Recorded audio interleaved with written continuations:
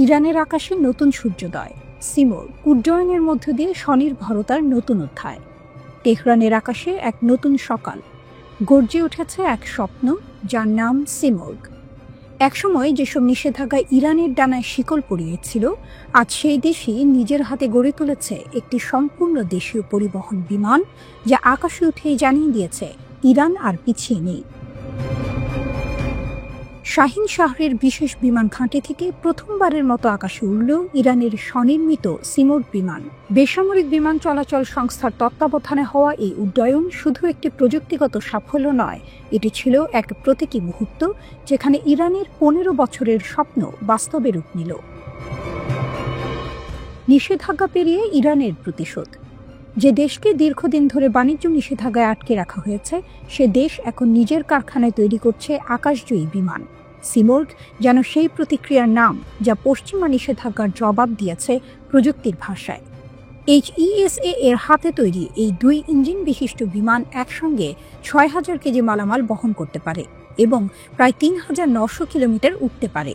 এর 21500 কেজি ওজন, দুটি 2500 হর্স পাওয়ার ইঞ্জিন আর দ্রুত মাল ওঠানো নামানোর রিয়ার লোডিং জাম্প, সব মিলিয়ে এটি ইরানের লজিস্টিক, মানবিক সহায়তা এবং আঞ্চলিক পরিবহনের জন্য এক নতুন ভরসা। প্রযুক্তির ছায়ায় জাতীয় পুনর্জন্ম। ইরান বলছে এই বিমান তৈরিতে তাদের খরচ বিদেশি বিমানের তুলনায় প্রায় অর্ধেক, মানে সাশ্রয়ী, কার্যকরী এবং সম্পূর্ণ দেশীয়, এক পাথরে 3 পাখি। কিন্তু আসল গল্পটি আরও গভীর। এই প্রকল্পের পেছনে রয়েছে বায়ুগতিবিদ্যা, উপকরণ বিজ্ঞান, নিয়ন্ত্রণ ব্যবস্থা এবং উৎপাদন প্রকৌশল, সবকিছুর সমন্বিত দক্ষতা। বিশ্লেষকরা বলছেন এটাই ইরানের শিল্প বিপ্লবের নতুন সূচনা, ইরানের শিল্পযাত্রার মেরুদণ্ড। সিমোর্গ শুধু একটি বিমান নয়, এটি ইরানের শিল্পভিত্তি পুনর্গঠনের প্রতীক। শত শত স্থানীয় কারখানা, উপকরণ প্রস্তুতকারক, ইলেকট্রনিক্স কোম্পানি ও সফটওয়্যার ডেভেলপার একসাথে কাজ করেছে এই প্রকল্পে। ফলাফল একটি জাতীয় শিল্প বাস্তুতন্ত্র, যা শুধু বিমান নয়, ভবিষ্যতে ড্রোন, স্যাটেলাইট ও বৈদ্যুতিক প্রযুক্তির ক্ষেত্রেও পথ খুলে দিতে পারে।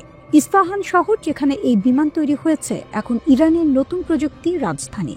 সেখানে শত শত প্রকৌশলী ও প্রযুক্তিবিদ কাজ করছেন, এ যেন ইরানের পরবর্তী প্রজন্মের স্বপ্নের কারখানা।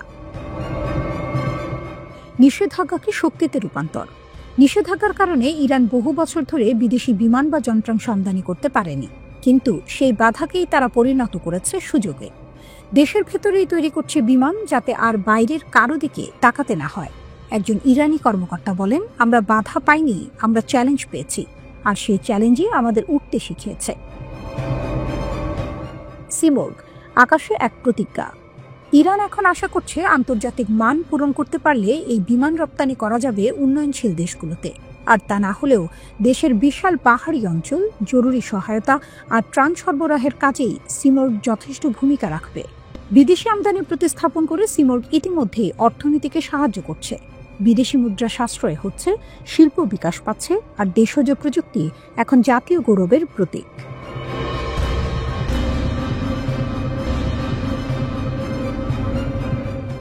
আকাশে হঠাৎ দেখা গেল উড়ন্ত চাকতি। সময়টা জুলাই 1947।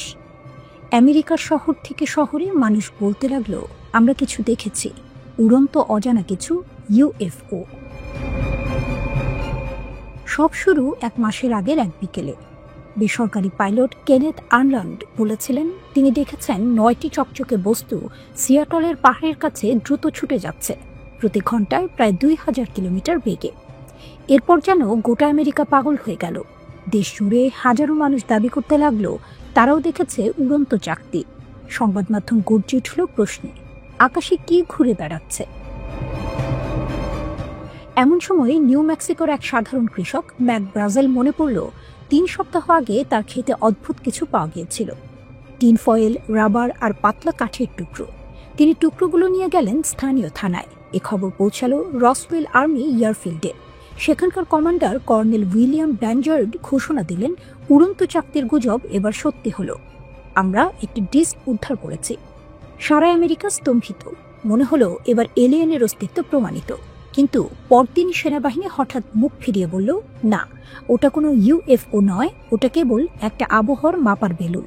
ছবি প্রকাশ করলো এক অফিসার, হাতে ধরে আছে সেই টুকরো। মিডিয়া চুপ, গল্প শেষ। কিন্তু শেষটা কি সত্যিই শেষ ছিল? রসওয়েল রহস্যের পুনর্জন্ম। 3 দশক পরে 1970-এর শেষের দিকে ফের উঠল গুঞ্জন।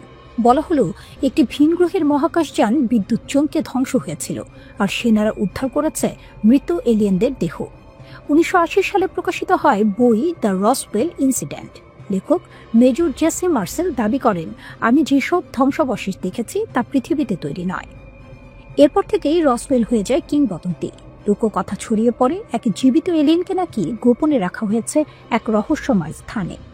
সে স্থানের নাম এরিয়া 51। এরিয়া 51 রহস্যের মরুভূমি। নেভাদার জনশূন্য মরুভূমির মাঝে অবস্থিত এই খানটি। চারপাশে তারের বেড়া, বোর্ডে লেখা অনধিকার প্রবেশে গুলি চালানো হবে। 2019 সালে পডকাস্টার জো রোগান সাক্ষাৎকার নেন বব লাজার নামে এক ব্যক্তির, যিনি দাবি করেন, আমি এরিয়া 51-এ কাজ করেছি। সেখানে ছিল একটি উড়ন্ত চাকতি। আমাদের কাজ ছিল এলিয়েন প্রযুক্তি উল্টোভাবে বিশ্লেষণ করা। এই গল্পে অনুপ্রাণিত হয়ে এক ছাত্র স্টর্ম এরিয়া 51 নামে মজা করে ফেসবুকে ইভেন্ট খুলেছিল। সবাই মিলে ঢুকে পড়ি, তারা তো সবাইকে আটকাতে পারবে না। 2 মিলিয়নের বেশি মানুষ সাইন আপ করে। শেষমেশ সেটা পরিণত হয় এক ছোট্ট মিউজিক ফেস্টিভ্যালে। কেউ ঢোকেনি ঘাঁটিতে, কিন্তু রহস্যের গন্ধ তখন ছড়িয়ে গেছে বিশ্বজুড়ে। 1994 সালে মার্কিন বিমান বাহিনী জানালো, সেই 1947 সালের টুকরোগুলো আসলে ছিল এক গোপন পারমাণবিক নজরদারি প্রকল্প। কিন্তু মানুষ আর বিশ্বাস করল না। দশকের পর দশক মার্কিন সরকার অস্বীকার করেছে, এখন হঠাৎ সত্য বলছে। বিশ্বাস হারিয়েছে সবাই।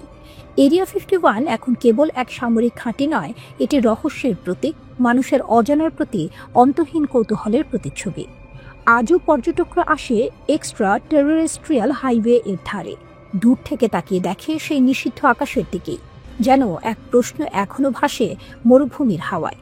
সত্যিই কি তারা একা, নাকি আমাদের মাঝেই আছে কেউ অন্য জগতের?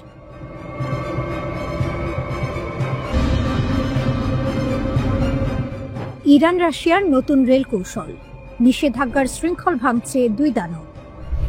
নিষেধাজ্ঞা পশ্চিমা দুনিয়ার সবচেয়ে ভয়ঙ্কর অস্ত্র, যে অস্ত্র দিয়ে তারা দেশকে দেশ থেকে, অর্থনীতিকে জীবন থেকে বিচ্ছিন্ন করে দেয়। কিন্তু এবার ইরান ও রাশিয়া মিলে সেই শৃঙ্খল ভাঙতে যাচ্ছে।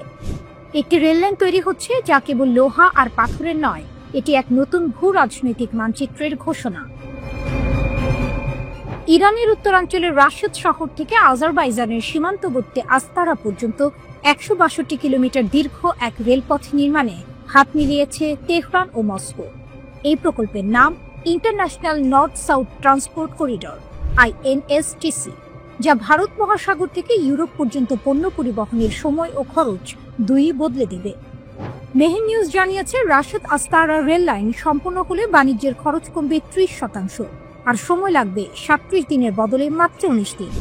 অর্থাৎ সুয়েজ খাল ঘুরে যে পণ্য মাসখানেক পরে পৌঁছাতো, এখন তা পৌঁছাবে অর্ধেক সময়েই।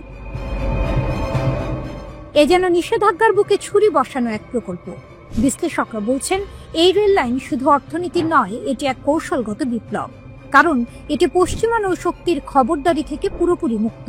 সুয়েজ খাল, মাল্লাকা প্রণালী, যেখানে মার্কিন যুদ্ধ জাহাজের ছায়া সবসময় ভাসে, সেই পথ এড়িয়ে সরাসরি যুক্ত হবে ইরান, রাশিয়া, আজারবাইজান, ভারত ও ইউরোপ। এই রেলপথ যেন এক স্থলপথের বিদ্রোহ, যা আমেরিকার নিষেধাজ্ঞা নীতিকে অকার্যকর করে দেবে।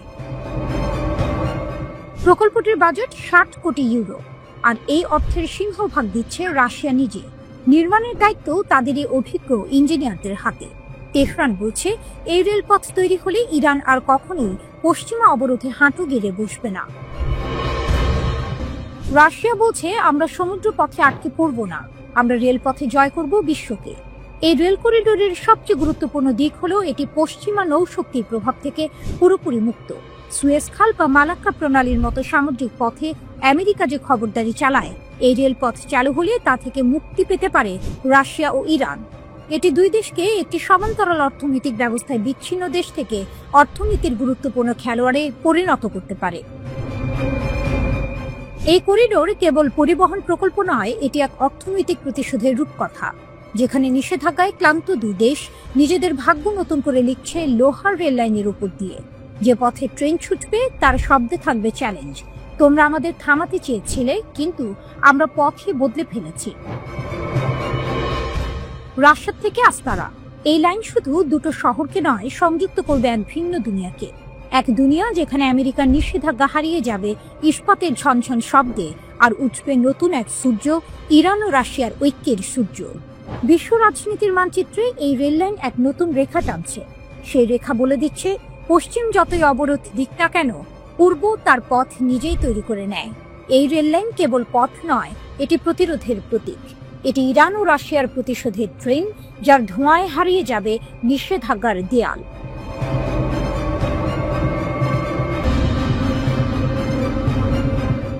ইরানের আগুনে কাঁপছে ওয়াশিংটন ও জেরুজালেম। নিষেধাজ্ঞা উপেক্ষা করে ক্ষেপণাস্ত্র শক্তি ফিরিয়ে আনছে তেহরান। আকাশ ছিল ধোঁয়ায় ঢাকা, কিন্তু ছায়ের নিচে আবারও নড়ে উঠছে পুরনো শক্তি, ইরান। যে শক্তি নত হয় না, ভয় পায় না, থেমেও যায় না। ওয়াশিংটন আর জেরুজালেম আজ উদ্বেগে ভরপুর, কারণ যে ক্ষেপণাস্ত্রগুলো একসময় আকাশ চিরে গিয়েছিল, সেগুলোর আওয়াজ আবার শোনা যাচ্ছে। সাম্প্রতিক সিএনএন প্রতিবেদনে বলা হয়েছে, জাতিসংঘের নিষেধাজ্ঞা সত্ত্বেও তেহরান চুপিসারে তার ব্যালিস্টিক ক্ষেপণাস্ত্র কর্মসূচি পুনরায় চালু করছে, আরো দ্রুত, আরো নিখুঁতভাবে। জুন মাসের সেই 12 দিনের যুদ্ধ এখন ইতিহাস, কিন্তু তার প্রতিধ্বনি এখনো পশ্চিমা রাজধানীগুলোর দেয়ালে বাজছে।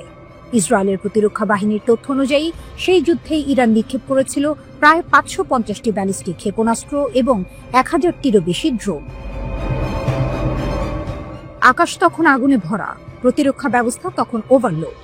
মার্কিন ও মিত্র প্রযুক্তির সহায়তায়ও সব আক্রমণ ঠেকানো যায়নি। নিহত হয় 28 জন, আহত 3000-এরও বেশি। তেহরান দেখিয়েছে তারা শুধু হুমকি দেয় না, বাস্তবেও আঘাত করতে জানে। ক্ষেপণাস্ত্রগুলো পেরিয়ে গিয়েছিল কয়েকশো কিলোমিটার, তেল আবিবের আকাশেও গর্জেছিল ইরানের নাম। এই শক্তির মূলে আছে তাদের পুনর্গঠনের জেদ। ইউরোপীয় গোয়েন্দা সংস্থাগুলির দাবি, নিষেধাজ্ঞা সত্ত্বেও ইরান যুদ্ধপূর্ব সক্ষমতা ফিরিয়ে আনতে মরিয়া। চীন থেকে আসা কাঁচামাল, রাতের আধারে চলা চালান, সব মিলিয়ে এক নীরব পুনর্জাগরণ। পশ্চিমা গোয়েন্দারা জানাচ্ছেন, ইরান এখন এমন পর্যায়ে পৌঁছেছে যেখানে তারা প্রতি মাসে কয়েকশো ক্ষেপণাস্ত্র উৎপাদনে সক্ষম হতে পারে। ওয়াশিংটন প্রকাশ্যে কিছু বলছে না, জেরুজালেমও নীরব, কিন্তু সবাই জানে নীরবতা মানে শান্তি নয়, বরং এক ভয়ানক প্রস্তুতি। মার্কিন প্রশাসনের ভেতরে ফিসফিস করে শোনা যাচ্ছে, ইরানকে ঠেকানো যাবে তো। ইরানের সর্বোচ্চ নেতা আয়াতুল্লাহ খামেনি এদিকে জনসম্মুখে ঘোষণা দিয়েছেন, আমরা যুদ্ধ চাই না, কিন্তু কেউ যদি আমাদের ভয় দেখায়, আমরা তাকে শেখাবো কিভাবে প্রতিরোধ করতে হয়। তার এই এক বাক্যেই যেন তেহরানের নতুন দর্শন, প্রতিরোধী শক্তি, ধৈর্যই অস্ত্র। বিশ্লেষকরা বলছেন, ইরানের ব্যালিস্টিক ক্ষেপণাস্ত্র শুধু অস্ত্র নয়, এটি তাদের জাতীয় মর্যাদার প্রতীক। যুদ্ধের আগুন পেরিয়ে তারা এখন আরো দৃঢ়। নতুন করে কারখানা গড়ছে, জ্বালানি আমদানি করছে, স্যাটেলাইটে দেখা যাচ্ছে নতুন লঞ্চ সাইটের কার্যক্রম। ইরান আজ যেন এক ঘুমন্ত দৈত্য, যাকে অনেকে ভেবেছিল পরাজিত, কিন্তু সে কেবল অপেক্ষা করছিল। পুনর্গঠন শেষ হলে তার ক্ষেপণাস্ত্র কি আবার আকাশ ছুঁবে? আর তার নাম শুনেই কেঁপে উঠবে তেল আবিব থেকে ওয়াশিংটন পর্যন্ত। একটি বার্তা যেন তেহরানের বাতাসে ভাসছে, আমাদের ধ্বংস ভেবেছিলে, ভুল করেছ, আমরা ধ্বংস থেকে জন্ম নিই। ইরানের প্যাসিভ ডিফেন্স অর্গানাইজেশনের প্রধান ব্রিগেডিয়ার জেনারেল গোলাম রেজা জলানি বলেছেন, ইরানের ভূগর্ভস্থ ক্ষেপণাস্ত্র শহরগুলো দেশটির প্যাসিভ ডিফেন্স মডেলের সাফল্যের প্রতীক এবং শত্রুর আগ্রাসনের বিরুদ্ধে ইরানের প্রতিরোধ ক্ষমতার বাস্তব প্রমাণ। তিনি বলেন, ইরানের সাবেক আইআরজিসি অ্যারোস্পেস ফোর্স প্রধান মেজর জেনারেল আমির আলী হাজিজাদে ভূগর্ভস্থ ক্ষেপণাস্ত্র শহরগুলোর নকশা ও নির্মাণে গুরুত্বপূর্ণ ভূমিকা পালন করেছেন।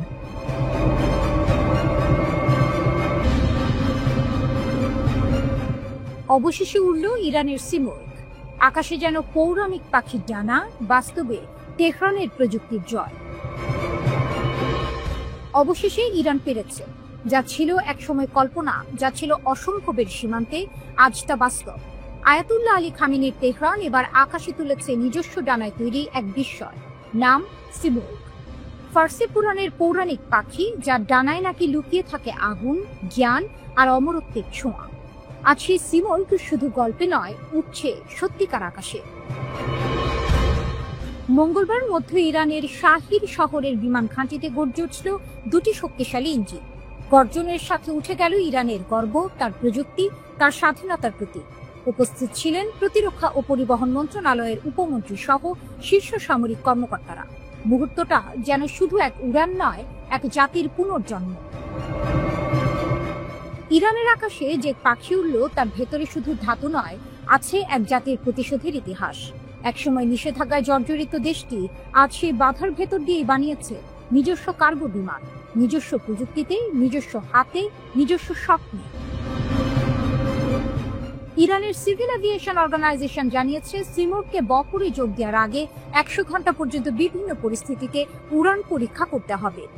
15 বছরের পরিশ্রমে তৈরি এই বিমান এখন তেহরানকে নিয়ে গেছে বিশ্বের সেই 20টি দেশের তালিকায় যারা নিজেদের নকশায় বিমান তৈরি করতে পারে। প্রেস টিভি জানায়, সিএএ প্রধান হোসেন পুরফরজানি বলছেন, এই উড়ান শুধু প্রযুক্তির নয়, আত্মনির্ভরতার জয়। আমরা দেখিয়ে দিয়েছি নিষেধাজ্ঞা আমাদের থামাতে পারে না। সিমোর্গ কেবল একটি কার্গো বিমান নয়, এটি ইরানের নতুন কৌশলগত বার্তা। পশ্চিমা বিশ্বের চোখে চোখ রেখে বলা, আমরাও পারি নিজেদের শক্তিতে। বিমানটিতে রয়েছে দুটি 2500 হর্স পাওয়ারের ইঞ্জিন। এটি 6 মেট্রিক টন পণ্য 3900 কিলোমিটার দূরত্ব পর্যন্ত বহন করতে পারে। সর্বোচ্চ টেক অফ ওজন 21.5 মেট্রিক টন। হালকা, দ্রুত এবং চটপটে এই বিমানকে বলা হচ্ছে ইরানের আবহাওয়ার জন্য একদম আদর্শ। 2022 সালের মে মাসে সিমোর্গ প্রথম ফাস্ট ট্যাক্সি টেস্ট সম্পন্ন করেছিল। এরপর থেকে চলছিল এর সার্টিফিকেশন প্রক্রিয়া। এখন সেটি প্রায় শেষের পথে।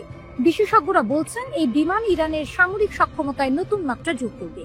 দেশের স্থল ও নৌবাহিনীর ঘাঁটিগুলোর মধ্যে দ্রুত সরঞ্জাম, রসদ বা সেনা পরিবহনে এটি হবে গেম চেঞ্জার।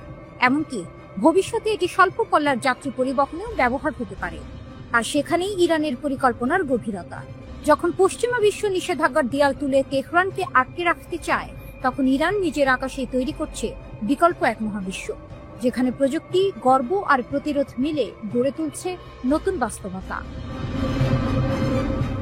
আজ আকাশে উঠছে সিমোর্গ, কিন্তু আসলে উঠছে এক দেশের আত্মবিশ্বাস। এই উড়ান প্রমাণ করছে ইরানের শক্তি শুধু ক্ষেপণাস্ত্রে নয়, তার শক্তি মেধায়, প্রযুক্তিতে আর নিজের ভাগ্য নিজে গড়ে তোলার সাহসে।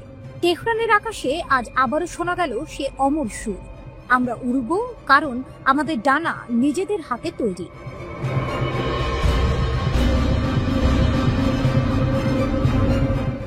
বিশ্ব রাজনীতিতে নতুন বিস্ফোরণ। বুরেভেস্টেনিকের আগুনে কাঁপছে পশ্চিমা দুনিয়া। রাশিয়া যখন তার নতুন পারমাণবিক ক্রুজ ক্ষেপণাস্ত্র বুরেভেস্টেনিক মিত্রদের হাতে তুলে দেওয়ার প্রস্তাব রাখল, ঠিক সেই মুহূর্তে তেহরান থেকে ভেসে এলো এক কাঁপানো ঘোষণা, আমরা নতুন বিশ্ব ব্যবস্থা গড়ব। এ যেন এক সুরে বাঁচতে শুরু করেছে 3 শক্তির ত্রিমূর্তি, রাশিয়া, চীন ও ইরান। 26 অক্টোবর রাশিয়ার প্রেসিডেন্ট ভ্লাদিমির পুতিন উন্মোচন করেন এমন এক অস্ত্র যা বিশ্বের সবচেয়ে উন্নত প্রতিরক্ষা ব্যবস্থাকেও চ্যালেঞ্জ জানাতে পারে। বলা হচ্ছে, বুরেভেস্টেনিক একবার ছুটে গেলে তাকে থামানোর শক্তি পৃথিবীর কারণে। আর এই পরীক্ষার পরই পুতিনের ঘনিষ্ঠ সহযোগী দিমিত্রি মেদভেদেভ সামাজিক যোগাযোগ মাধ্যমে লেখেন, রাশিয়ার সব বন্ধুদের অভিনন্দন। শব্দটা যেন ছিল সংকেত, মিত্রদের ডাক। একদিন পর 27 অক্টোবর তেহরানে চীনা রাষ্ট্রদূতের সঙ্গে বৈঠক করেন ইরানের সর্বোচ্চ নেতা আয়াতুল্লাহ খামেনির উপদেষ্টা। তিনি বলেন, চীন, রাশিয়া ও ইরান, এই 3 দেশ এখন নতুন বিশ্ব ব্যবস্থা গঠনে নেতৃত্ব দিচ্ছে। তার এই বক্তব্য যেন যুক্তরাষ্ট্র ও পশ্চিমা বিশ্বের কানে ঝড় বইয়ে দিয়েছে। কারণ একদিকে রাশিয়া পারমাণবিক শক্তির নতুন অধ্যায় খুলেছে, অন্যদিকে ইরান তার কূটনৈতিক বন্ধুত্বকে রূপ দিয়েছে অস্ত্রের কৌশলে। 20 বছরের কৌশলগত চুক্তি কার্যকর করেছে রাশিয়া ইরান, আর 25 বছরের অংশীদারিত্ব চুক্তি ইরান চীনের হাতে শক্তভাবে বাঁধা। এই সম্পর্ক এখন শুধু কূটনৈতিক নয়, সামরিক বাস্তবতাও। 24 অক্টোবর আন্তর্জাতিক পারমাণবিক সংস্থা IAEA এর প্রধানকে যৌথ চিঠি পাঠায় রাশিয়া, চীন ও ইরান। চিঠিতে তারা জানায়, জাতিসংঘের প্রস্তাবের মেয়াদ শেষ, এখন থেকে ইরান স্বাধীন, অর্থাৎ নিষেধাজ্ঞার বেড়ি ছিঁড়ে ইরান তার পারমাণবিক পথ চলায় আর থামবে না। 18 অক্টোবর তারা একই দাবি পাঠায় জাতিসংঘ মহাসচিব আন্তোনিও গুতেরেসের কাছে। তারা পশ্চিমা দেশগুলোর বিরুদ্ধে অভিযোগ তোলে, তোমরা অবৈধভাবে ইরানকে আটকে রাখতে চাইছো, কিন্তু ইতিহাসের গতিপথ তোমাদের হাতে নেই। অন্যদিকে ওয়াশিংটনে যেন অস্থিরতা বাড়ছে। যুক্তরাষ্ট্রের প্রেসিডেন্ট ডোনাল্ড ট্রাম্প ইউক্রেন যুদ্ধ নিয়ে পুতিনের সঙ্গে বৈঠক বাতিল করেছেন। পরিবর্তে রাশিয়ার তেল শিল্পে কঠোর নিষেধাজ্ঞা দিয়েছে। কিন্তু তাতে কি পুতিন থেমেছেন? না, বরং তার ক্ষেপণাস্ত্রই এখন হয়ে উঠেছে পশ্চিমের দুঃস্বপ্ন। চীনের সঙ্গেও ট্রাম্পের সম্পর্ক উত্তপ্ত। পুনর্নির্বাচনের পর থেকেই বাণিজ্য যুদ্ধ চলছে। 30 অক্টোবর তারা চীনা প্রেসিডেন্ট শি জিনপিং এর সঙ্গে বৈঠকের কথা, কিন্তু সেই সাক্ষাতের আগেই তৈরি হয়েছে অনিশ্চয়তার ঘন কুয়াশা। বিশ্ব রাজনীতি আজ যেন দুই সুপার পাওয়ারের সংঘর্ষ ক্ষেত্র। এক পাশে যুক্তরাষ্ট্র ও তার পশ্চিমা মিত্ররা, অন্য পাশে জেগে উঠছে রাশিয়া, ইরান ও চীনের নতুন জোট, যেখানে পারমাণবিক শক্তি, কূটনৈতিক ঐক্য আর অদম্য প্রতিরোধের বার্তা মিশে গেছে এক সুরে। এ যেন নতুন শীতল যুদ্ধের সূচনা। এক প্রান্তে ওয়াশিংটনের নীরবতা আর অন্য প্রান্তে মস্কো ও তেহরানের বাজনা। বিশ্ব ব্যবস্থা পাল্টাবে, ইতিহাস আবার লেখা হবে। রাশিয়া এখন শুধু এক দেশ নয়, এক ঘোষণা, অপরাজেয় শক্তির প্রতিধ্বনি। আর ইরান, সে হয়ে উঠছে সেই আগুন যার আলোয় পশ্চিম এখন তাকিয়ে আছে ভয়ের চোখে।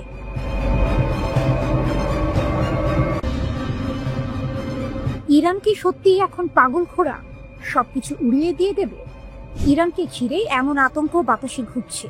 তারা যে কোনো মুহূর্তে অপ্রত্যাশিত ও ভয়াবহ সিদ্ধান্ত নেবে, এমনটাই মনে করে অনেকেই। কিন্তু বাস্তবতা কি মোটেই এত সরল? পরিস্থিতি দেখে বোঝা যায় এখানেও জটিল এক খেলা চলছে। 12 দিনের সংঘাতে ইরান বিভিন্ন ধরনের রকেট ও ক্ষেপণাস্ত্র ব্যবহার করেছে। প্রথম দিকে ইসরায়েলের প্রতিরক্ষা ব্যবস্থা আর সেই সঙ্গে ইন্টারসেপ্ট সিস্টেম ভালো কাজ করলেও পরে সেটার কার্যকারিতা কিছুটা কমেছে বলে প্রতিবেদন। এটাকে শুধু প্রযুক্তির খেলা বলা যায় না, এটা আত্মবিশ্বাসের লড়াই। ইসরায়েলের সাবেক রাষ্ট্রদূত পর্যন্ত বলেছেন, ইরান মনে করে হারানোর কিছু নেই। এমন অবস্থায় দেশের নেতৃত্ব ঝুঁকিপূর্ণ সিদ্ধান্ত নিতে পারে।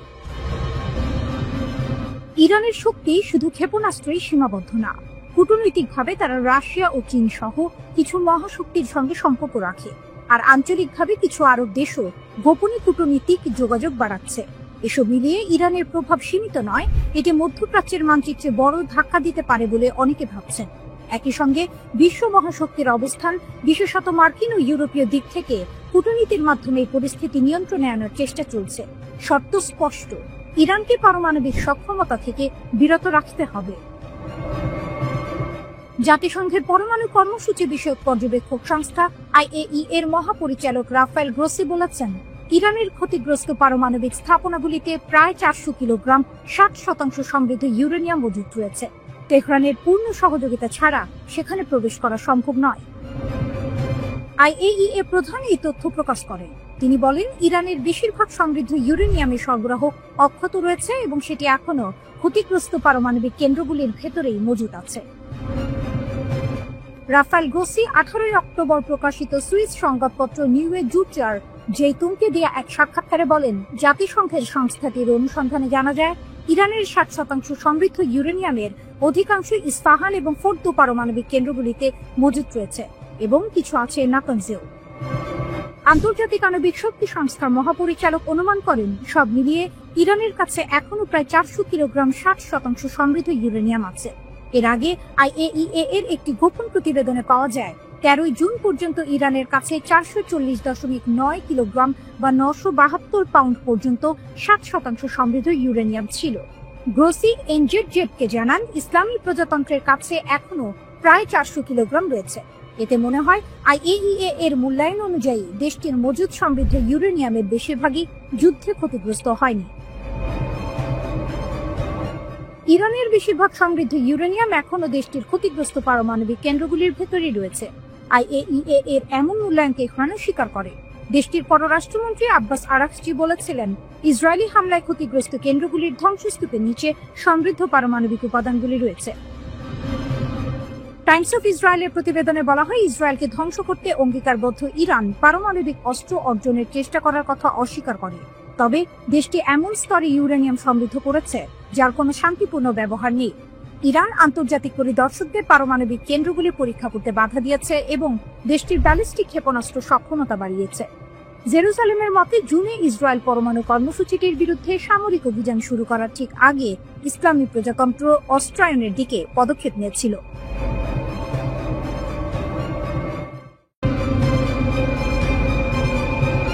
ইরান মারাত্মক কাদের এবং এমাদ ক্ষেপণাস্ত্র উন্মোচন করেছে, কারণ আইডিএফ গাজার যুদ্ধবিরতি ভেঙে দিয়েছে। গোপন ক্ষেপণাস্ত্র ঘাঁটি প্রকাশ। ইরানের নতুন অস্ত্রাগার ইসরায়েলের জন্য সরাসরি সতর্কীকরণ। তেহরান থেকে প্রায় 2000 কিলোমিটার দূরে লক্ষ্যবস্তুতে আঘাত হানার জন্য কাদের এইচ ব্যালিস্টিক ক্ষেপণাস্ত্র প্রস্তুত রয়েছে বলে জানা গেছে। গাজা যুদ্ধবিরতির পর ইরানের সামরিক বাহিনী তাদের ক্ষেপণাস্ত্র উৎপাদনে বড় ধরনের আপগ্রেড চালু করেছে। আইআরজিসি ইরানের একটি ভূগর্ভস্থ ঘাঁটি থেকে উন্নত কাদের এবং এমাদ ক্ষেপণাস্ত্র উন্মোচন করেছে। ওদিকে আইডিএফ দাবি করেছে দক্ষিণ গাজার রাফায় হামাস যোদ্ধারা আকস্মিক আক্রমণ শুরু করেছে। প্রতিশোধ হিসেবে আইডিএফ রাফা শহরের একাধিক লক্ষ্যবস্তুতে বিশাল বিমান হামলা চালিয়েছে। এমন সময়ে ইরানের কাদের এবং এমাদ ক্ষেপণাস্ত্রের আপগ্রেডের খবর সামনে এলো।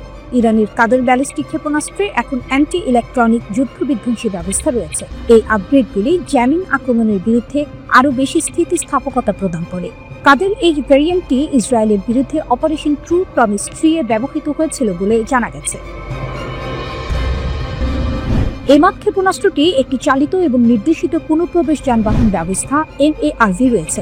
এটি 1700 কিলোমিটার পর্যন্ত দূরত্বে 750 কেজি ওজনের ওয়ারহেড সরবরাহ করতে পারে। কাদের এইচ এবং এমাদ ক্ষেপণাস্ত্রের বৈশিষ্ট্য। কাদের ব্যালিস্টিক ক্ষেপণাস্ত্র FH এবং S ভ্যারিয়েন্টে প্রথম প্রজন্মের দীর্ঘপাল্লার ক্ষেপণাস্ত্র। দৈর্ঘ্য 17 মিটার, ওজন 15 থেকে 17.5 টন, পরিসীমা 1350 থেকে 1950 কিলোমিটার। চালনা দ্বৈত পর্যায়, তরল এবং কঠিন জ্বালানি। উড়ানের পথ ব্যালিস্টিক। এখন অ্যান্টি ইলেকট্রনিক ওয়ারফেয়ার সিস্টেম দিয়ে সজ্জিত।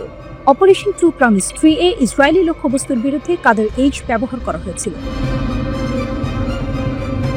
এমাদ ব্যালিস্টিক ক্ষেপণাস্ত্র ইরানের প্রথম দূরপাল্লার তরল জ্বালানি ক্ষেপণাস্ত্র, যার MARV ম্যানুভারেবল রি এন্ট্রি ভেহিকল রয়েছে। দৈর্ঘ্য 15.5 মিটার, ওজন 17 টনেরও বেশি, warhead 750 KG, range 1700 kilometre. MARV বিমানের নির্দেশিকা এবং লক্ষ্য সংশোধনের অনুমতি দেয়। ছোট পাখনা নির্দেশিত ওয়ারহেড সমন্বয় সক্ষম করে। ম্যাগাজিন স্টাইলের ক্ষেপণাস্ত্র সালভো সিস্টেমের মাধ্যমে উৎক্ষেপণ। দ্রুত মাল্টিপল লঞ্চ ভূগর্ভস্থ ঘাঁটির সাথে সামঞ্জস্যপূর্ণ। গাজা সিজফায়ার আবার সন্দেহজনক। আইডিএফ দক্ষিণ গাজার রাফায় হঠাৎ আক্রমণ চালানোর জন্য হামাসকে অভিযুক্ত করে।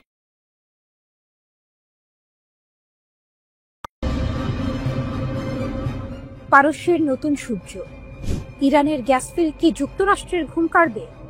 মধ্যপ্রাচ্যের ভূ রাজনৈতিক মানচিত্র পরিবর্তনের পথে তেহরান। পারস্য উপসাগরের উপকূলে বাতাসে ভারী ধুলো। দূরে তেলের কূপেই আগুনের লাল আভা ঝলক দিচ্ছে, কিন্তু চারপাশে নীরবতা। এই নীরবতার মধ্যে ইরানি প্রকৌশলীরা বিশাল মরুভূমির নিচে আবিষ্কার করেছেন এমন এক সম্পদ যা মধ্যপ্রাচ্যের ভূ রাজনৈতিক ভারসাম্য 1 দশকের জন্য বদলে দিতে পারে। এটি সেই মুহূর্ত যখন বিশ্ব রাজনীতির মানচিত্র আরেকবার নতুন করে আঁকা শুরু হলো। বিবিসি এক প্রতিবেদনে লিখেছে, ইরানের দক্ষিণাঞ্চলের এই নতুন গ্যাস ক্ষেত্র আবিষ্কার কোনো সাধারণ ঘটনা নয়। এটা এক ভূ রাজনৈতিক কৌশল। নিষেধাজ্ঞা পেরিয়ে ইরান এখন আর শুধু একটি তেলের দেশ নয়, এটা প্রযুক্তির, বিজ্ঞানের এবং কৌশলের দেশ। নেতানিয়াহুর 3 হুমকি এবং ইরানের শক্তি। কয়েক বছর আগে ইসরায়েলের প্রধানমন্ত্রী বেনিয়ামিন নেতানিয়াহুকে প্রশ্ন করা হয়েছিল, ইসরায়েলের জন্য সবচেয়ে বড় হুমকি কি? তিনি দ্বিধা না করেই উত্তর দিয়েছিলেন, প্রথম হুমকি ইরান, দ্বিতীয় হুমকি ইরান, তৃতীয় হুমকিও ইরান। তখন এই কথাকে রাজনৈতিক নাটক মনে হলেও আজ তা এক নিষ্ঠুর বাস্তবতার প্রতিধ্বনি। কারণ যুক্তরাষ্ট্র ও পশ্চিমা শক্তি যখন চেয়েছিল অর্থনীতি চেপে ধরে ইরানকে হাঁটু গেড়ে বসাতে, তখন ঘটেছে উল্টোটা। ইরান নিষেধাজ্ঞার নিচে গড়ে তুলেছে এক আত্মনির্ভরশীল সামরিক ও প্রযুক্তিগত সাম্রাজ্য। পশ্চিমা শক্তি যে তালা দিয়ে ইরানকে বন্দী করতে চেয়েছিল, তার চাবি এখন ইরানের হাতে। ইরানের দক্ষিণাঞ্চলে পারস্য উপসাগরের উপকূল থেকে কিছু কিলোমিটার দূরে আবিষ্কৃত হয়েছে গ্যাস ফিল্ড। এতে মজুত রয়েছে প্রায় 10 ট্রিলিয়ন ঘনফুট গ্যাস এবং প্রায় 200 মিলিয়ন ব্যারেল তেল। এটি বাংলাদেশের বার্ষিক গ্যাস ব্যবহারের প্রায় 7 গুণ। ইরানের তেলমন্ত্রী বলেছেন, এটি শুধু জ্বালানি নয়, এটি সার্বভৌমত্বের শক্তি। আন্তর্জাতিক অর্থনীতিবিদরা বলছেন, এই আবিষ্কার ইরানের অর্থনীতিতে $1 ট্রিলিয়ন যোগ করতে পারে। ইরান এখন শুধু জ্বালানির রপ্তানিকারক নয়, বরং মধ্যপ্রাচ্যের ক্ষমতার কেন্দ্রবিন্দু হতে চলেছে, যা সরাসরি সৌদি আরব, কুয়েত ও কাতারের আধিপত্যে আঘাত হানছে। নিষেধাজ্ঞাকে অস্ত্র বানানো। গল্প এখানেই শেষ নয়। যুক্তরাষ্ট্রের কঠোর নিষেধাজ্ঞার পরেও ইরান যেভাবে তাদের রপ্তানি চালিয়ে যাচ্ছে তা এক প্রকার গুপ্তযুদ্ধের কৌশল। ব্লুমবার্গের রিপোর্ট অনুযায়ী ইরান তাদের তেল চীনে পাঠাচ্ছে এবং বিনিময়ে কোনো ডলার না নিয়ে নিচ্ছে আধা তৈরি গাড়ি। সেই গাড়িগুলো ইরানের মেড ইন ইরান ট্যাগ লাগিয়ে বাজারে ছাড়া হচ্ছে।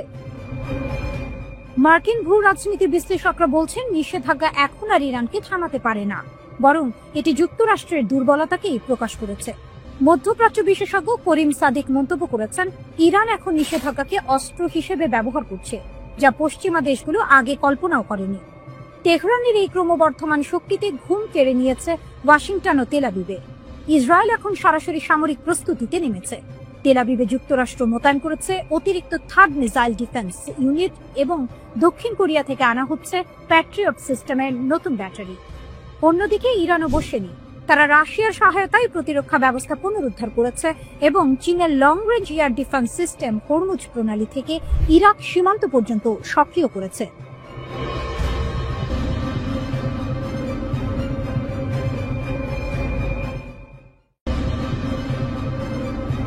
এনপিটির বাঁধন ছেড়ে ইরান কি পারমাণবিক অস্ত্রের পথে?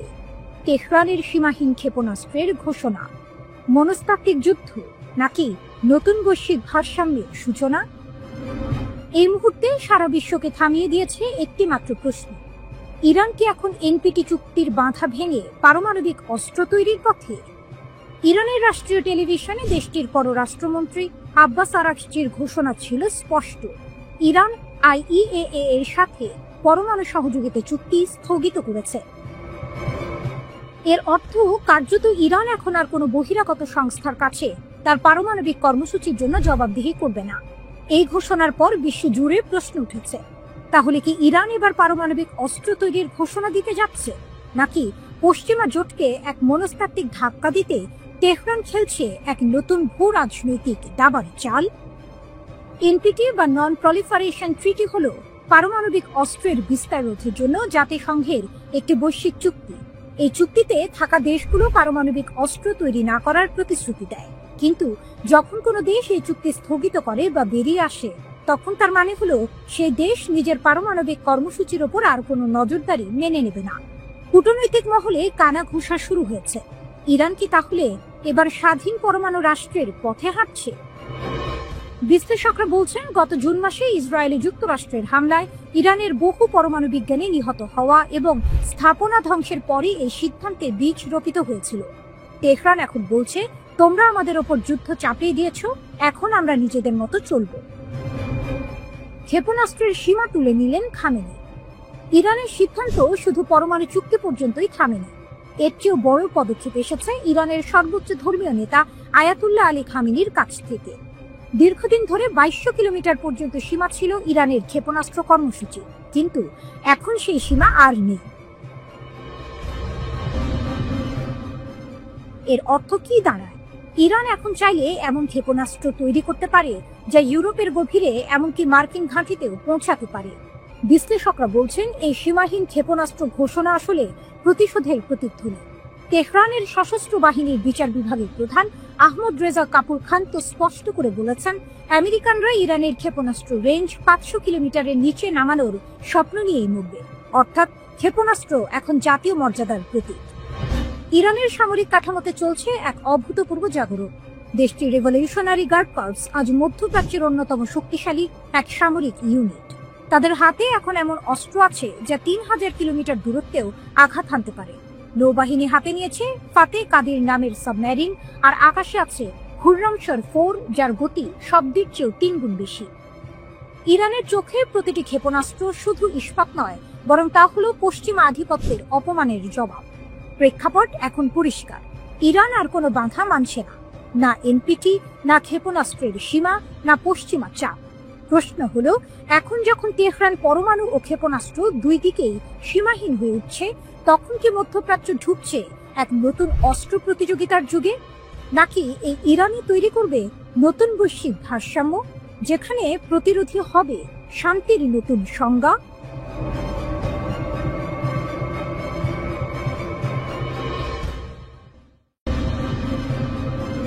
ইরানের সামরিক প্রযুক্তি, মধ্যপ্রাচ্যের শক্তির নতুন মানচিত্র।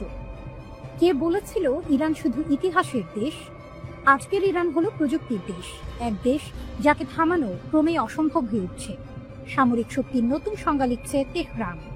আকাশ থেকে সাগর, সাগর থেকে মহাকাশ, প্রতিটি দিকে ইরান এখন বিশ্ব শক্তিদের চোখে কাঁটা হয়ে উঠেছে। ইরানের সামরিক শক্তির এই উত্থান হঠাৎ নয়। দীর্ঘ নিষেধাজ্ঞা, অর্থনৈতিক অবরোধ এবং আন্তর্জাতিক চাপের মধ্যেও দেশটি নিজস্ব প্রযুক্তিতে গড়ে তুলেছে এমন সব অস্ত্র যা এখন যুক্তরাষ্ট্র ও ইসরায়েলের ঘুম কেড়ে নিচ্ছে। সবচেয়ে আলোচিত প্রযুক্তি হল সেজ্জিল ব্যালিস্টিক ক্ষেপণাস্ত্র।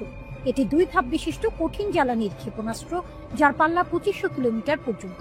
অর্থাৎ ইরানের সীমান্ত থেকে এটি সহজেই পৌঁছে যেতে পারে ইসরায়েল বা সৌদি আরবের সামরিক ঘাঁটিতে। সেজ্জিলের সবচেয়ে বড় শক্তি এর চলমান নকশা, মুহূর্তে স্থান বদলে আঘাত হানতে পারে। এরপর আসে ইরানের স্বপ্নের যুদ্ধ বিমান কাহের F-313। এটি দেশীয়ভাবে তৈরি একক আসনের স্টেলথ জেট। রাডারে ধরা পড়ে না সহজে, নিম্ন উচ্চতায় উঠতে পারে এবং বোমা বা মিসাইল উভয়ই বহন করতে সক্ষম। যদিও পশ্চিমা বিশ্লেষকরা এর বাস্তবতা নিয়ে সন্দেহ প্রকাশ করেছেন, তবুও ইরান বলছে এই বিমান ইতিমধ্যেই উড্ডয়নের জন্য প্রস্তুত। আকাশে শত্রুর হুমকি মোকাবিলায় ইরানের আরেক গর্ব বাভার 373। এটি অনেকের মতে রাশিয়ার S-400 এর সমকক্ষ। সর্বোচ্চ 300 কিলোমিটার দূরের লক্ষ্যবস্তু ধ্বংস করতে সক্ষম এই প্রতিরক্ষা ব্যবস্থা ঘন্টায় ম্যাক 8 গতিতে ক্ষেপণাস্ত্র ছুটতে পারে। ইরানের বিজ্ঞানীরা নিজেরাই বানিয়েছেন এই রাডার ও নিয়ন্ত্রণ ব্যবস্থা, যা প্রমাণ করে তারা আর কারো উপর নির্ভরশীল নয়। সামরিক নজরদারিতে যুক্ত হয়েছে আলবোর্স 3D রাডার। এটি একসাথে 300টি লক্ষ্যবস্তু ট্র্যাক করতে পারে, এমনকি নিচু উচ্চতার ড্রোন বা স্টেলথ জেটও এতে ধরা পড়ে। 450 কিলোমিটার দূর থেকে শত্রু শনাক্ত করতে পারা এই রাডার এখন ইরানের আকাশ সীমার নীরব প্রহরী।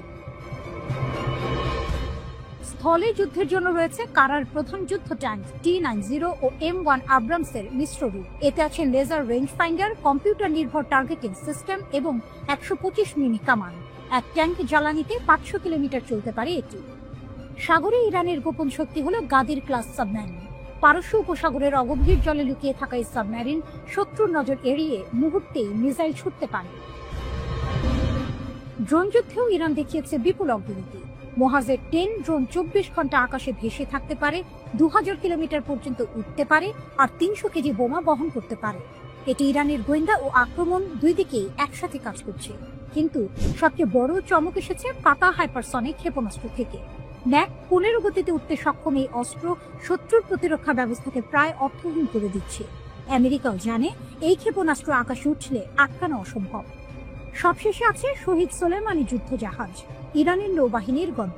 এতে রয়েছে উন্নত রাডার, ড্রোন ডেক, দ্রুতগামী নৌকা নামানোর ক্রেন এবং ভয়ঙ্কর মিসাইল সিস্টেম। একসময় যাকে নিষিদ্ধ দেশ বলা হতো, আজ সেই ইরান প্রযুক্তির শক্তিতে মধ্যপ্রাচ্যের ভারসাম্য পাল্টে দিচ্ছে। নিষেধাজ্ঞা যতই বাড়ুক, ইরানের প্রতিরোধ যেন আরো দৃঢ় হয়। এটাই নতুন ইরান, যে ভয় পায় না, বরং ভয় দেখায়।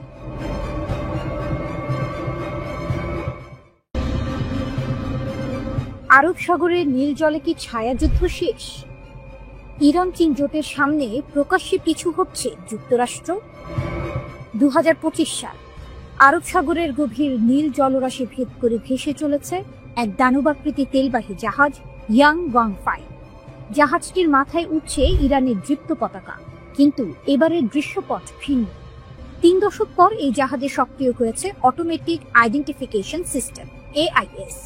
এই সামান্য প্রযুক্তি নির্ভর পরিবর্তনটি শুধুমাত্র একটি সামুদ্রিক ঘোষণা নয়, এটি বিশ্বমঞ্চে যুক্তরাষ্ট্রের নিষেধাজ্ঞা ও আধিপত্যের বিরুদ্ধে ইরানের সর্বোচ্চ নেতার পক্ষ থেকে এক সরাসরি রাজনৈতিক চ্যালেঞ্জ, যা 30 বছরের ছায়াযুদ্ধ এর অবসান ঘটালো। দীর্ঘদিন ধরে যুক্তরাষ্ট্রের কঠোর নিষেধাজ্ঞার ফাঁদ এড়াতে ইরান এক শ্যাডো ফ্লিট বা নাম পরিচয়হীন জাহাজ বহর ব্যবহার করত। এই জাহাজগুলো গভীর সমুদ্রে জ্বালানি স্থানান্তর করত এবং গোয়েন্দা স্যাটেলাইটের নজর এড়াতে ইচ্ছাকৃতভাবে AIS বন্ধ রাখত। কিন্তু 2025 সালে আয়াতুল্লাহ খামেনির একটি একক নির্দেশে সেই কৌশল পাল্টে যায়। আর গোপন নয়, বিশ্ব জানুক আমরা কোথায় যাচ্ছি। এই সাহসী পদক্ষেপের নেপথ্যে রয়েছে একটি বিরাট কৌশলগত টুইস্ট। ইরান এখন একা নয়, তার পাশে প্রকাশ্যে এসে দাঁড়িয়েছে বিশ্বের দ্বিতীয় বৃহত্তম শক্তি চীন। বেজিং শুধু আশ্বাস দেয়নি, বরং এক সামরিক ছাতা তৈরি করেছে। চীনা বিশ্লেষকদের কথায় ইরানের তেলবাহী জাহাজে আঘাত হানার অর্থ হবে সরাসরি চীনের জ্বালানি নিরাপত্তায় আঘাত, যা সহ্য করা হবে না। ভারত মহাসাগর ও আরব সাগরের উপকূলে চীন ইতোমধ্যে ডেস্ট্রয়ার, যুদ্ধ জাহাজ ও সাবমেরিন মোতায়েন করে দিয়েছে। ইরানের জাহাজগুলো এখন শুধু তাদের নিজেদের পতাকা বহন করছে না, তারা চলছে চীনের সামরিক রক্ষা কবচের নিচে। ইরানের শক্তি ও যুক্তরাষ্ট্রের দ্বিধা। এই মুহূর্তে ইরান বছরে প্রায় $43 বিলিয়ন জ্বালানি তেল রপ্তানি করে, যার প্রায় 90% গন্তব্য চীন। কিন্তু এই লেনদেন শুধু অর্থের নয়, এটি একটি কৌশলগত বিনিময়ের চুক্তি। তেলের বিনিময়ে ইরান পাচ্ছে চীনের উন্নত ক্ষেপণাস্ত্র প্রযুক্তি, অত্যাধুনিক রাডার সিস্টেম এবং সাইবার নজরদারির সরঞ্জাম। সিনোট্যাকের মতো চীনা সংস্থা ইরানের শোধনাগারে বিনিয়োগ করে এর অর্থনীতিকে আরও মজবুত করেছে। ওয়াশিংটন ঘোষণা করেছিল যে চীনগামী ইরানি তেলবাহী জাহাজ তারা প্রতিহত করবে, কিন্তু বাস্তবতা ভিন্ন। রয়টার্সের বিশ্লেষণ অনুযায়ী ইরানের AIS চালু করা মানে যুক্তরাষ্ট্রকে এখন প্রকাশ্য সংঘাতে বাধ্য করা। ওয়াশিংটনের এক কর্মকর্তার আক্ষেপ, আমরা জানি তারা কোথায় আছে, কিন্তু ছোঁয়ার সাহস পাচ্ছি না। প্রথম কয়েক সপ্তাহেই দেখা যাচ্ছে ইরানের জাহাজগুলো কোনো বাধা ছাড়াই দক্ষিণ চীন সাগর পর্যন্ত পৌঁছে গেছে। বিশ্ববাজারে নিষেধাজ্ঞার আইনি ফাঁদ থাকলেও চীন ইরান জোটের সামনে সামরিক সংঘাতে জড়ানোর ঝুঁকি নিতে ভয় পাচ্ছে বিশ্বের সবচেয়ে শক্তিশালী নৌবাহিনী। এই নতুন ব্লু করিডর কেবল ইরান ও চীনের জন্য নয়, এটি গোটা দক্ষিণ এশিয়ার শক্তি সমীকরণ পাল্টে দিচ্ছে। সবচেয়ে বড় স্নায়ুযুদ্ধের কেন্দ্র এখন হরমুজ প্রণালী, বিশ্ব জ্বালানি প্রবাহের সবচেয়ে গুরুত্বপূর্ণ ধমনী। উপগ্রহ চিত্রে দেখা যাচ্ছে ইরানের তেলবাহী জাহাজগুলোর পাশে টহল দিচ্ছে 2টি চীনা যুদ্ধজাহাজ, আর দূরের বাহরাইন উপকূলে সতর্ক অবস্থানে যুক্তরাষ্ট্রের 5ম নৌবহর।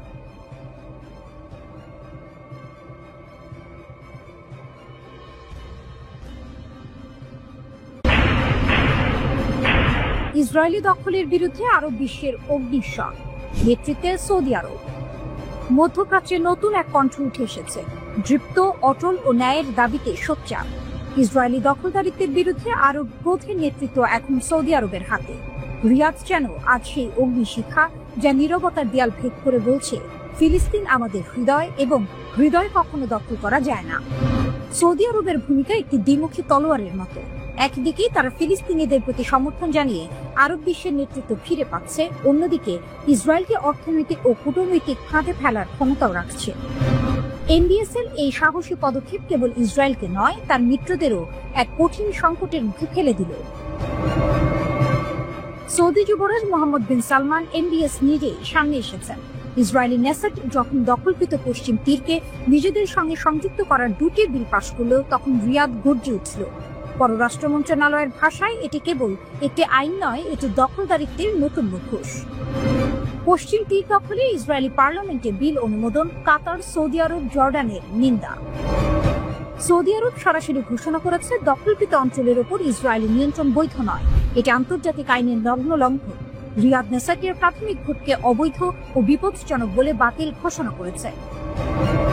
সৌদি বিবৃতিতে বলা হয়েছে, রাজ্যে ইসরায়েলি দখলদার কর্তৃপক্ষের সব বসতি সম্প্রসারণ এবং সংযুক্তিকরণ পদক্ষেপ সম্পূর্ণভাবে প্রত্যাখ্যান করছে।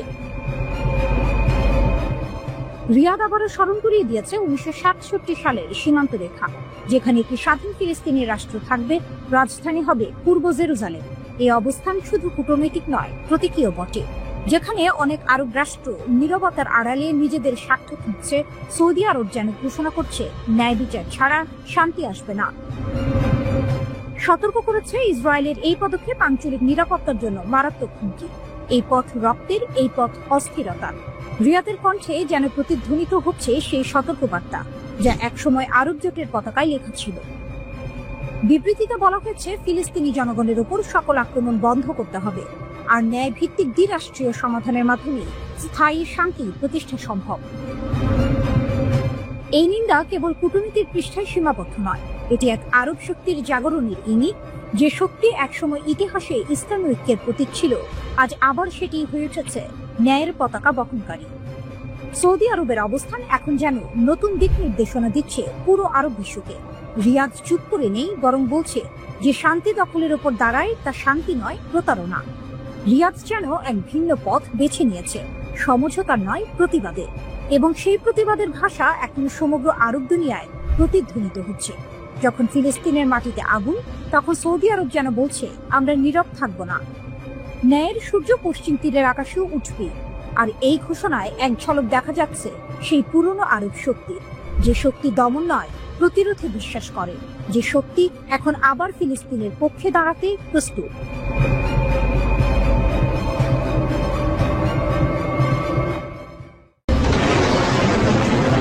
নীরবতায় কিছু উঠে আসে। শান্ত পাহাড়ের নিচে তেহরানের দক্ষিণ পূর্বে তেলাগান 2 আবার শ্বাস নিচ্ছে। এক নাম যা একসময় গোয়েন্দাদের রাতের ঘুম কেড়ে নিয়েছিল, এক নাম যা মরতে চায় না। 2024 সালের অক্টোবরে ইসরায়েলি যুদ্ধ বিমানের হামলা তালেগান 2কে ধ্বংসস্তূপে পরিণত করেছিল। আগুন, ধোঁয়া, ধ্বংস। বিশ্ব ভেবেছিল এই অধ্যায় শেষ। কিন্তু এবার উপগ্রহ চিত্র বলছে ভিন্ন কথা। নির্মাণ চলছে, পুনর্জন্ম শুরু হয়েছে। বিজ্ঞান ও আন্তর্জাতিক সুরক্ষা ইনস্টিটিউট নিশ্চিত করেছে তালেগান 2 পুনর্নির্মিত হচ্ছে। প্রাচীন সামরিক কমপ্লেক্সে, যেখানে গোপনীয়তার আবরণ সবসময় ছায়া ফেলে, ধ্বংসের ধুলো ছড়িয়ে পড়েছে নতুন নির্মাণের কাজে, যেন আগের অগ্নি পরীক্ষার স্মৃতি ঢেকে রাখছে।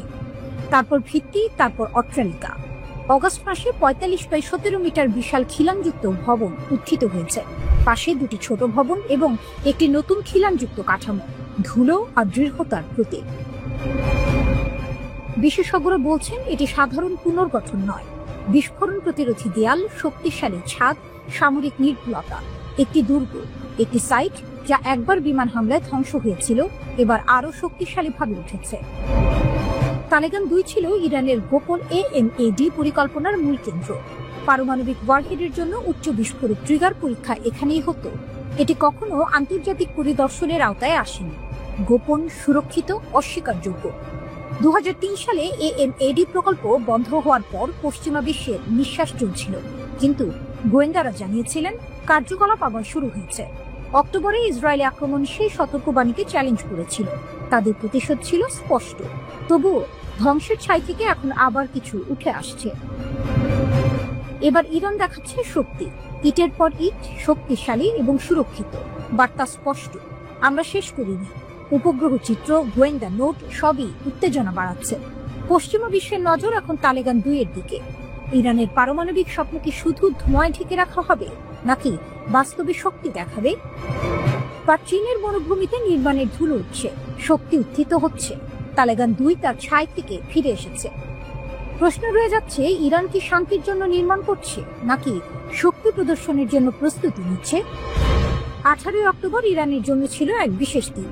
এদিন দেশটির পররাষ্ট্রমন্ত্রী ঘোষণা করেন, যুক্তরাষ্ট্র সহ পশ্চিমা বিশ্বের 6 শক্তিধর দেশের সঙ্গে পরমাণু কর্মসূচি নিয়ন্ত্রণ রাখা নিয়ে তাদের যে চুক্তি হয়েছিল সেটির মেয়াদ শেষ হয়েছে। কার্যত ইরানের পরমাণু কর্মসূচি নিয়ে আঞ্চলিক প্রতিদ্বন্দ্বী ইসরায়েল বরাবরই সরব। তারাই যুক্তরাষ্ট্র, যুক্তরাজ্য, ফ্রান্স সহ বিভিন্ন দেশকে এ নিয়ে চাপ দিয়ে আসছে। 2015 সালে ইরান ও বিশ্বের 6 প্রভাবশালী দেশ joint comprehensive plan of action JCPOA সই করে। পরে 2018 সালে ওই চুক্তি থেকে বের হয়ে যায় যুক্তরাষ্ট্র। চুক্তি অনুযায়ী ইরান যাতে পারমাণবিক অস্ত্র তৈরি করতে না পারে, সেজন্য পরমাণু সমৃদ্ধকরণের একটি সীমা টেনে দেওয়া হয়। JCPOA এর সঙ্গে চুক্তির মেয়াদ শেষ হওয়ায় ইরান আর শর্ত মেনে চলবে না। ইরান অবাধে তাদের পারমাণবিক কর্মসূচি চালিয়ে যেতে পারবে। সেই সঙ্গে পরমাণু সমৃদ্ধকরণের সীমাও থাকছে না, যা ইরানকে পরমাণু অস্ত্র তৈরিরও সুযোগ করে দিতে পারে।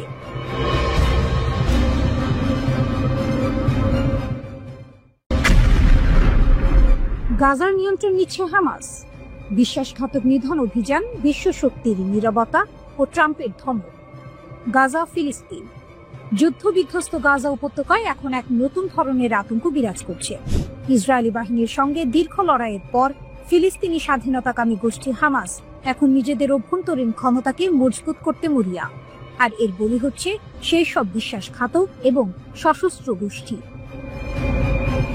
হামাস পরিচালিত গাজার স্বরাষ্ট্র মন্ত্রণালয় এক সবচেয়ে বড় অভিযানের ঘোষণা দিয়েছে, যার লক্ষ্য উপত্যকায় কাজ করে যাওয়া অবশিষ্ট সশস্ত্র গ্যাংগুলিকে ভেঙে ফেলা। সূত্র জানিয়েছে, 10 অক্টোবর থেকে হামাস যোদ্ধারা গাজার অভ্যন্তরে তথাকথিত ইসরায়েল সমর্থিত গ্যাং এবং মিলিশিয়াদের হত্যাকাণ্ড তীব্রতর করেছে। এই দলগুলি যেমন ইসরায়েলের সাথে যুক্ত বলে পরিচালিত দগমুশ গোষ্ঠী বা উত্তর গাজার পপুলার আর্মি এবং পূর্ব রাফার পপুলার ফোর্সেস আইডিএফ থেকে অস্ত্র ও লজিস্টিক সহায়তা পায় বলে হামাসের অভিযোগ। গাজার নিরাপত্তা সূত্রগুলি এই বিদ্রোহীদের দেখছে এমন উপাদান হিসেবে যাদের মার্কিন যুক্তরাষ্ট্র হামাসের কর্তৃত্বকে দুর্বল করার জন্য ব্যবহার করতে পারে। হামাসের মতে এই সহযোগী গ্যাং সদস্যরা অপহরণ, হত্যা, নাশকতা এবং ইসরায়েলি বাহিনীর জন্য সশস্ত্র আবরণ সরবরাহের মতো কাজে জড়িত। হামাসের এই বিশ্বাসঘাতকদের হত্যা অভিযান যুদ্ধবিধ্বস্ত ছিটমহল জুড়ে পূর্ণ নিয়ন্ত্রণ ও স্থিতিশীলতা পুনরুদ্ধারের জন্য এক কঠোর পদক্ষেপ। হামাসের এই অভ্যন্তরীণ শুদ্ধি অভিযান যখন তুঙ্গে, তখন আন্তর্জাতিক রাজনীতিতে এক অপ্রত্যাশিত মোড় দেখা দিয়েছে। হামাস কেবল ইসরায়েল নয়, আরব বিশ্বের কিছু অংশ এবং এমনকি মার্কিন যুক্তরাষ্ট্রকেও সরাসরি চ্যালেঞ্জ জানাচ্ছে। তারা যেন একাই নিজেদের নিয়ন্তা হওয়ার শপথ নিয়েছে। এই পরিস্থিতিতে মার্কিন প্রেসিডেন্ট ডোনাল্ড ট্রাম্পের মন্তব্য নতুন করে উত্তেজনা সৃষ্টি করেছে। যদিও তিনি প্রাথমিকভাবে হামাসের গ্যাং দমনের পদক্ষেপকে খুব খারাপ লোক নির্মূলের কাজ বলে সম্মতি জানিয়েছিলেন, চুক্তি ভঙ্গ এবং নিরীহ মানুষ হত্যার অভিযোগ উঠলে তার সুর পাল্টায়।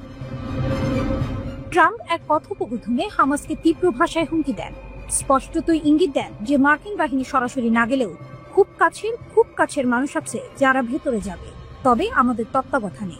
এই মন্তব্যে এক শীতল বার্তা ছিল, হামাসকে তার শর্তেই চলতে হবে, নতুবা আন্তর্জাতিক হস্তক্ষেপের জন্য প্রস্তুত থাকতে হবে। হামাসের শক্তি, টানেলের গভীরে গোপন ফিসফিসানি। এই রক্তক্ষয়ী সংঘাতের মধ্যেও হামাসের শক্তি নিয়ে প্রশ্ন জাগে। একটি ছোট উপত্যকায় এত আন্তর্জাতিক চাপ, ইসরায়েলের সামরিক অভিযান এবং অভ্যন্তরীণ বিদ্রোহের মধ্যেও তারা কিভাবে এত শক্তিশালী অবস্থান ধরে রেখেছে? হামাসের শক্তি লুকিয়ে আছে তাদের অবিশ্বাস্য গোপনীয়তা এবং ইসরায়েলকে আঘাত করার ক্ষমতার মধ্যে। তারা ইসরায়েল এবং মার্কিন যুক্তরাষ্ট্রের চোখ রাঙানিকে উপেক্ষা করে যে অভ্যন্তরীণ শুদ্ধি অভিযান চালাচ্ছে তা তাদের লৌহ কঠিন নিয়ন্ত্রণকেই প্রমাণ করে। তবে এই অভিযান গাজাকে শান্ত করবে নাকি আরো গভীর ও ভয়াবহ গৃহযুদ্ধের দিকে ঠেলে দেবে, সেটাই এখন সবচেয়ে বড় প্রশ্ন। ইসরায়েল ও আমেরিকা থেকে নজর সরিয়ে হামাস কি এখন গাজাকে নিজেদের দুর্ভেদ্য দুর্গ হিসেবে পুনর্নির্মাণ করছে, যেখানে তাদের কথার বাইরে দ্বিতীয় কোনো কথা বলার সাহস কারো থাকবে না?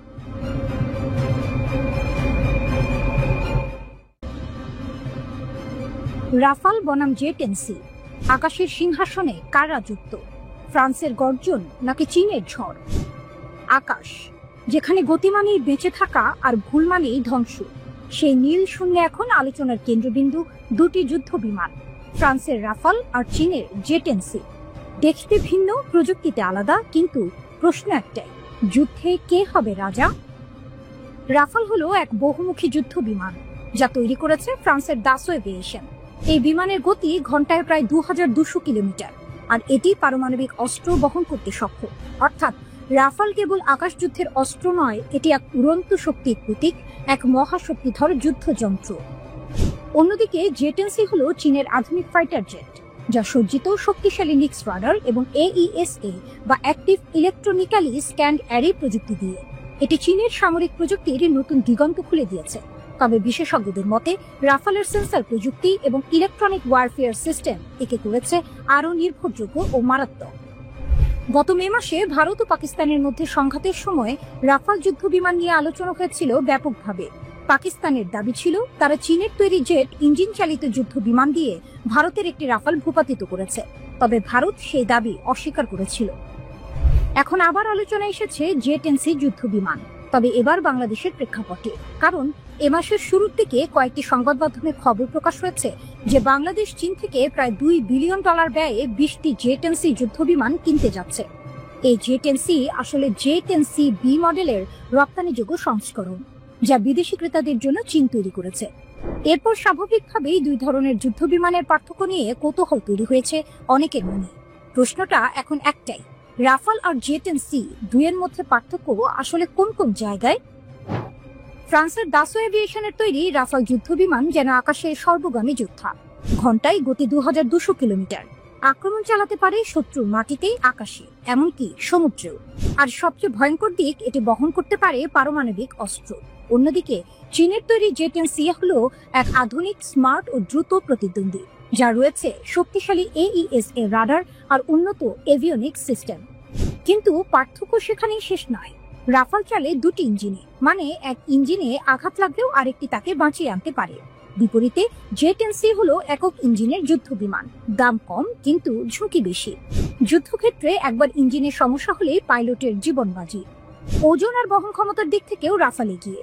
এর সর্বোচ্চ টেক অফ ওজন 24.5 টন, যেখানে জে-10সির সীমা প্রায় 19 টন। এর মানে রাফাল নিতে পারে বেশি জ্বালানি, উঠতে পারে অনেক দূরে, আর বহন করতে পারে আরো ভারী অস্ত্র ভান্ডার। দূরপাল্লার যুদ্ধে কে এগিয়ে? রাফালকে ধরা হয় লং রেঞ্জ যোদ্ধা, যে শত্রুকে অনেক দূর থেকেই ধ্বংস করতে পারে, আর জে-10সি কার্যকর মিড রেঞ্জ লড়াই। তবে জে-10সির হাতে আছে ভয়ঙ্কর অস্ত্র PL-15 মিসাইল, যা চোখে দেখা যায় না এমন লক্ষ্যেও আঘাত হানতে পারে।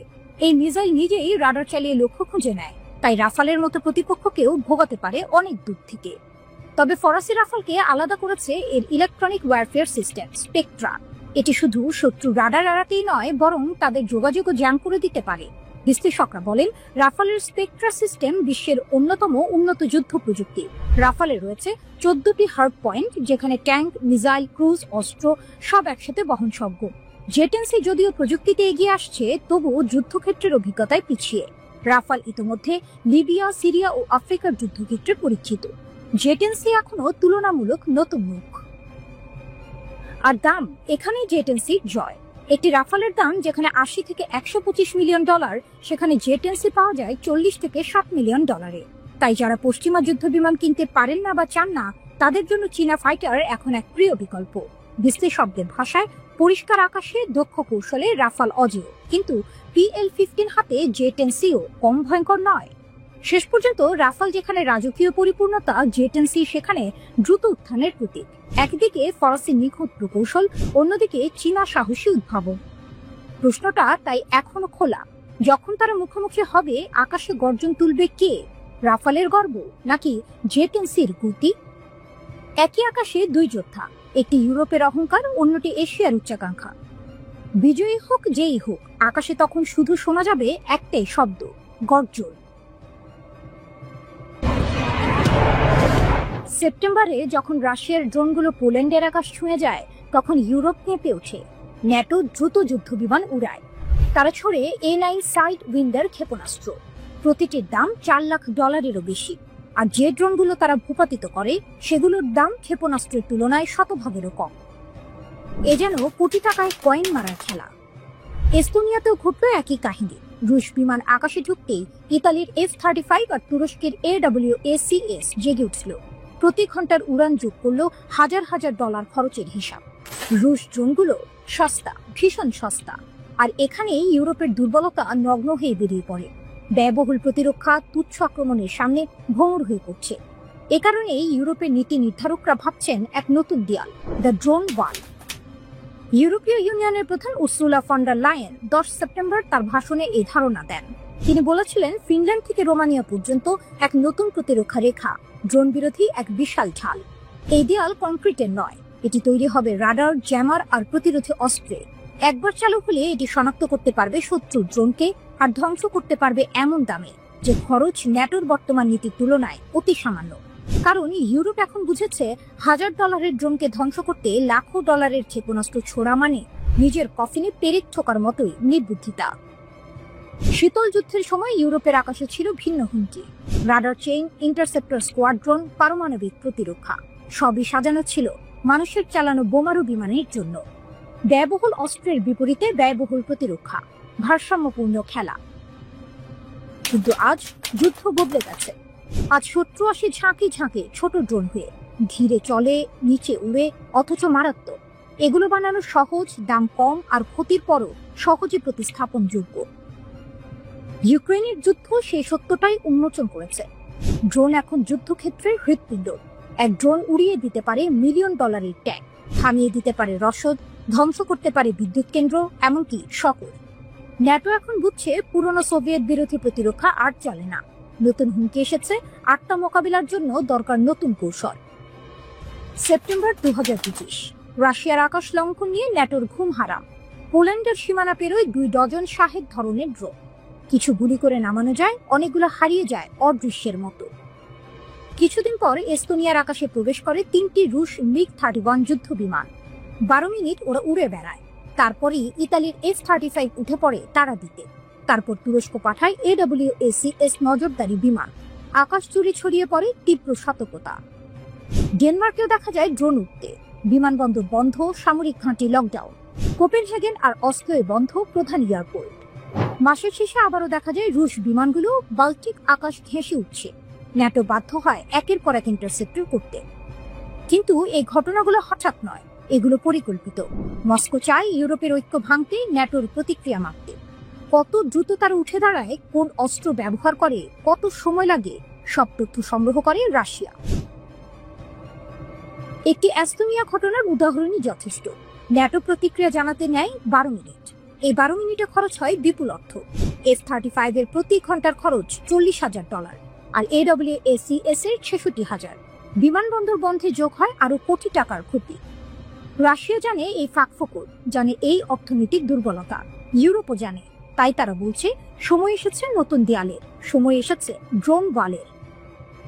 এই দেয়াল দেখতে কেমন হবে, কবে তৈরি হবে, কে অর্থ দেবে, সবই এখনো অনিশ্চিত। হয়তো একাধিক স্তরে সাজানো সেন্সর, রাডার, লেজার, জ্যামার, প্রতিরোধী ড্রোন। এক বিশাল নেটওয়ার্ক যা সমন্বিতভাবে শত্রু ড্রোন শনাক্ত ও ধ্বংস করবে সীমান্ত ছাড়িয়ে আসার আগে। ইউক্রেন, মলদোভাকেও এই প্রকল্পে যুক্ত করা হতে পারে। বিশ্বজুড়ে এখনই চলছে ড্রোন বিরোধী প্রযুক্তির দৌড়। ইউক্রেন ব্যবহার করছে শব্দ সংবেদনশীল সেন্সর। আমেরিকার ব্লু হোলোকাস্ট লেজার মাত্র $3 এক ড্রোন গলিয়ে দিতে পারে। ইউরোপ চায় এসব অভিজ্ঞতা কাজে লাগাতে, কিন্তু 4000 কিলোমিটার দীর্ঘ সীমান্তে এমন নেটওয়ার্ক গড়া সহজ নয়।